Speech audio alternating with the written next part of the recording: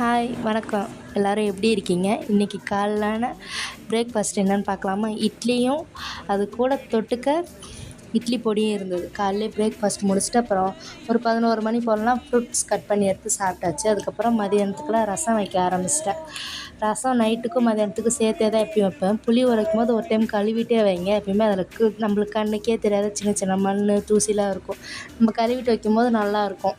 ஒரு டைம் கழுவினாலே போதும். கழுவிட்டு ஊற வச்சுட்டு அப்புறம் ரசம் வைக்க ஆரம்பிச்சிட்டேன்.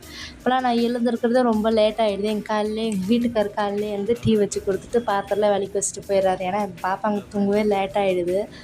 சின்ன பொண்ணு கூட கொஞ்சம் சீக்கிரமாக தூங்கிடுறாங்க. பெரிய பொண்ணை தான் தூங்க வைக்க கஷ்டமாக இருக்குது. சரி, அப்படியே இந்த கதைக்கு வருவோம். ரசம் உண்மையாலுமே எப்பயும் போல் சூப்பராக இருந்தது. ஏன்னா எனக்கு கல்யாணம் புதுசுல ரசமே வைக்க தெரியல. எங்கள் வீட்டுக்காரர்கிட்ட தான் எனக்கு சொல்லி கொடுத்து கற்றுக்கிட்டேன். இப்போ ரசம் உண்மையுமே சூப்பராகவே இருக்குது. இந்த வீடியோ வந்து ஜெயா குக்கிங் விளாகில் போஸ்ட் பண்ணுறேன், வந்து பாருங்கள். பாய்.